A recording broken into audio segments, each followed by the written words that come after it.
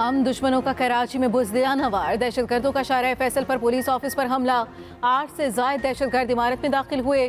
Police और दहशतगर्दों के दरमियान शदीद फायरिंग का तबादला जारी। फायरिंग के साथ मुतादिद धमाकों की आवाज़ें भी सुनी गईं। फायरिंग के तबादले में 2 दहशतगर्द हलाक, 5 अफराद जख्मी हुए।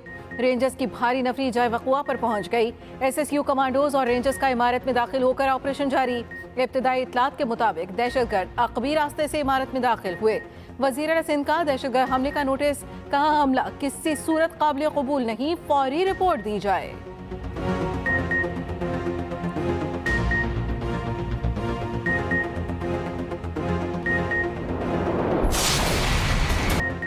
इमरान खान का बुध से जेल भरो तहरीक शुरू करने का ऐलान, कहा जेल भरो तहरीक लाहौर से शुरू करेंगे, हमें जेलों से ना डराएं, तहरीक शुरू होगी तो जेलें भर देंगे, कौम खौफ के बुत को तोड़ दे, ये फिरौन की तरह डराते हैं, मुल्क में जुल्म और नाइंसाफियाँ हो रही हैं। चीफ इलेक्शन कमिश्नर इंतखाबात से माजूरी का इजहार कर चुके, जो खतरनाक है।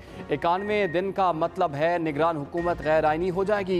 दोनों गवर्नर चीफ इलेक्शन कमिश्नर आइन पर अमल नहीं कर रहे, ये कुछ भी कर लें, इन्हें इलेक्शन में धांधली नहीं करने देंगे। अगर अदलिया आइन पर अमल नहीं करवा सकती तो इससे बड़ी बर्बादी कोई नहीं है। राना सनाउल्लाह ने खुद ही कह दिया कि हम लोगों की ऑडियो टैप करते हैं। 25 मई को तशद्दुद करने वाले अफसरान को दोबारा मुसल्लत कर दिया गया।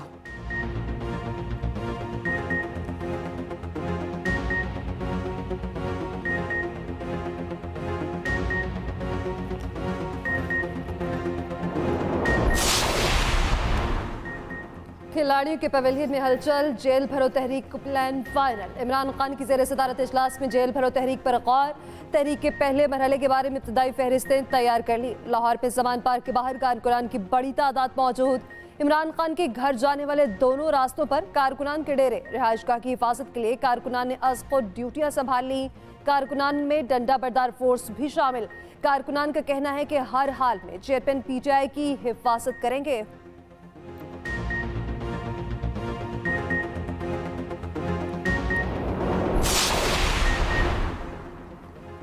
सदर मुमलिकत आरिफ अलवी इलेक्शन कमीशन पर बरहम, चीफ इलेक्शन कमीशनर को पीर को तलब कर लिया। आम इंतखाबात की तारीख के ऐलान पर मुशावरत होगी। खत में लिखा, इलेक्शन कमीशन ने अभी तक मेरे पहले खत का जवाब नहीं दिया। अहम मामले पर इलेक्शन कमीशन के अफसोसनाक रवैये से इंतहाई मायूसी हुई। एक्ट के तहत सदर आम इंतखाबात की तारीख का ऐलान इलेक्शन कमीशन से मुशावरत के बाद करेंगे। सदर ने इलेक्शन कमीशन को इंतखाबात से मुतालिक हंगामी इजलास में शिरकत की दावत भी दी।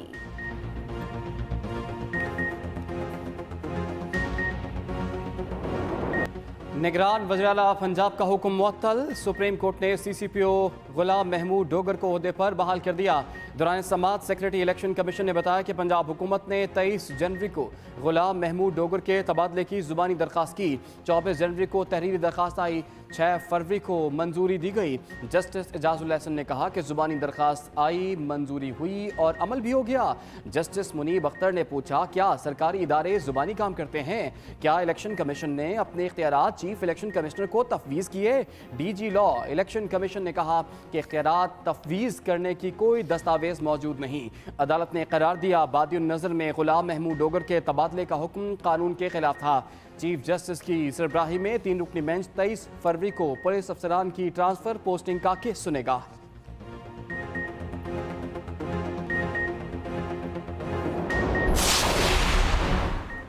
सुप्रीम कोर्ट में भी मिस्टर एक्स का तस्करा। CCPO तबादला केस में जस्टिस मुनीब अख्तर ने पूछा कि चीफ इलेक्शन कमिश्नर को किसने फोन करके ट्रांसफर की दरख्वास्त की। मिस्टर एक्स को कह देते सब्र करें, कमीशन आपकी दरख्वास्त पर फैसला करेगा। चीफ इलेक्शन कमिश्नर खुद ही पूरा इलेक्शन कमीशन बनकर कैसे फैसले कर रहे हैं? इलेक्शन कमीशन की ट्रांसफर पोस्टिंग्स पर रिकॉर्ड पेश करने के लिए मजीद वक्त देने की इस्तदा भी मुस्तरद। जस्टिस मुनीब अख्तर ने रिमार्क्स दिए, घड़ी बहुत तेज चल रही है, नब्बे रोज खत्म होने वाले हैं और इलेक्शन कमीशन मजीद वक्त मांग रहा है। पंजाब में आम इंतखाबात में ताखीर का मामला पहले ही चीफ जस्टिस को भेज चुके हैं। इलेक्शन कमीशन किसी से डिक्टेशन नहीं ले रहा। इलेक्शन कमीशन ऑफ पाकिस्तान का रद्द-ए-अमल सामने आ गया। तर्जुमान ने कहा, इलेक्शन कमीशन अपना काम आइन और कानून के मुताबिक सर अंजाम दे रहा है। कमीशन आइनी और कानूनी जिम्मेदारियों को मुकम्मल गैर जानिबदाराना तौर पर अंजाम देता है। इलेक्शन कमीशन आइन के मुताबिक शफाफियत के साथ अमूर निपटाता है। इंतखाबी फहरिस्तें आइंदा आम इंतखाबात के लिए अपडेट कर दी गईं। इंतखाबी फहरिस्तों पर मुल्क भर में नज़रसानी करके 7 अक्टूबर को शाया कर देंगे।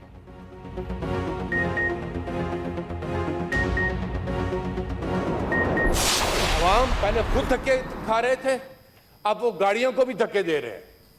इन्होंने अवाम की किस्मत में धक्के लिख दिए हर लिहाज से, इसके अलावा और कुछ नहीं। एक पाकिस्तानी अमेरिका में उर्दुगान को और तुर्की को $30 बिलियन दे रहे, आपको क्यों नहीं दे रहा? इसलिए कि आपके ऊपर एतमाद नहीं है, ट्रस्ट डेफिसिट है। आपको कोई पैसा, अपने पाकिस्तानी आपको पैसा देने के लिए तैयार नहीं है। 15 और 25 वाले को तो छोड़ें, मुझे एक 50,000 वाले का बजट बनाकर दिखा दें। अवाम को सादगी का दर्स दिया जा रहा है। आप यहाँ पर आके भाषण देते हैं कि ये हमें मुश्किल फैसले करने पड़ेंगे। मुश्किल फैसले अपने लिए करें ना।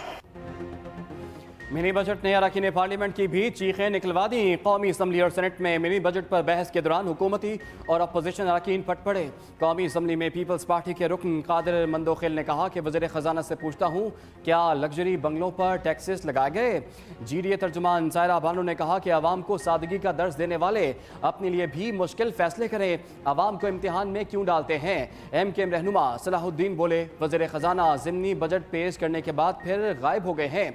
PTI मुनहरिफ रुकन डॉक्टर अफजल ढांडला बोले, हर चीज़ इतनी महंगी कर दी गई कि बस से बाहर हो गई है। सेनेटर हाजी हिदायतुल्लाह ने कहा, हुकूमत के मिनी बजट की हिमायत नहीं करते। अपोजिशन लीडर शहजाद वसीम ने कहा, मिनी बजट के नाम पर मेगा अजाब मुसल्लत किया जा रहा है। वज़ीर कानून आज़म नज़ीर तारड़ ने कहा, ये मिनी बजट वो है जो PTI वाले अपने दौर में लिख कर गए थे। दूसरी तरफ कौमी असम्बली का इजलास ज़िमनी मालियाती बिल पर वोटिंग के बगैर ही मुलतवी कर दिया गया।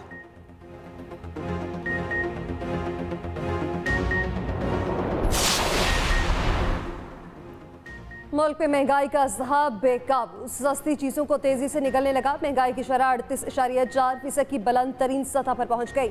हालिया हफ्ते के दौरान महंगाई की शरह में 2.89% इजाफा। वफाकी इदारा-शुमारियात ने महंगाई बारे हफ्तावार रिपोर्ट जारी कर दी। रवां हफ्ते में घी की फ़ी किलो कीमत में 44, जिंदा मुर्गी की फ़ी किलो कीमत में 31 रुपये तक का इजाफा हुआ। चावल, दाल, माश, दूध, दही, पेट्रोलियम मसनूआत और LPG भी महंगी हुई। मटन, बीफ, टमाटर भी महंगा। मुल्क में महंगाई का तूफान, हर कोई परेशान और हैरान।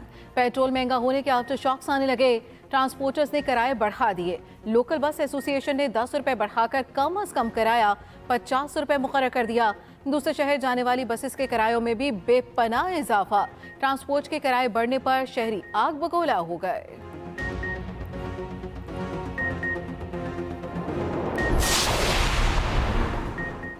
डॉलर का रिवर्स गियर जारी। इंटर बैंक में डॉलर 1 रुपये 57 पैसे सस्ता, नई कीमत 262 रुपये 8 पैसे हो गई। ओपन बैंक में डॉलर की कदर बरकरार रही, कीमत 268 रुपये की सतह पर बंद हुई।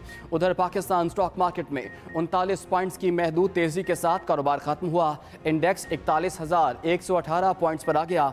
फी तोला सोना भी 2,800 रुपये सस्ता हुआ। एक तोला सोना 1,93,200 रुपये का हो गया।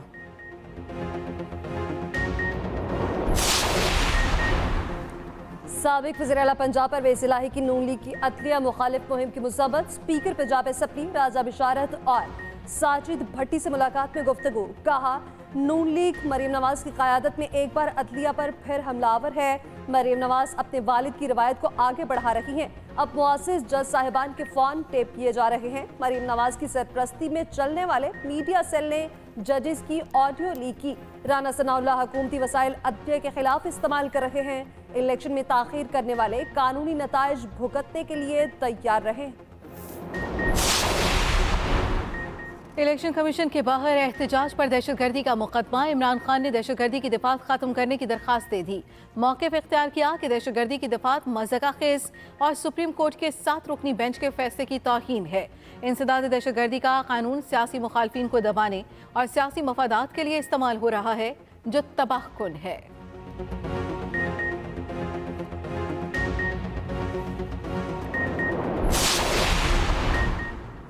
वज़ीर-ए-आज़म दौरा तुर्किया मुकम्मल करके पाकिस्तान रवाना। शहबाज शरीफ ने तुर्किया में ज़ल्ज़ले से मुतासरा इलाकों का दौरा किया। शहर अदयामान में ज़ल्ज़ला ज़दगान से मुलाकात की। अहवाल पूछा। वज़ीर-ए-आज़म शहबाज शरीफ ने कहा पाकिस्तान अपने तुर्क भाइयों के साथ खड़ा है, मिलकर इस मुश्किल का मुकाबला करेंगे। तुर्की ने हर मुश्किल वक्त में पाकिस्तान का साथ दिया, हम कैसे तुर्क अवाम को भूल सकते हैं। वज़ीर-ए-आज़म शहबाज शरीफ की तुर्क हुकाम को इमदादी सामान की हवालगी की तकरीब में शिरकत। वज़ीर-ए-आज़म ने तुर्क हुकाम को मज़ीद इमदादी सामान भिजवाने की यकीन दहानी भी कराई। उधर तुर्क टीवी को इंटरव्यू देते हुए वज़ीर-ए-आज़म शहबाज शरीफ ने कहा कि पाकिस्तान अपने तुर्क बहन भाइयों के साथ है, ज़लज़ला ज़दगान की बहाली तक चैन से नहीं बैठेंगे। तुर्की और शाम में जल्जले से हलाकतों की तादाद 44,000 तक पहुंच गई।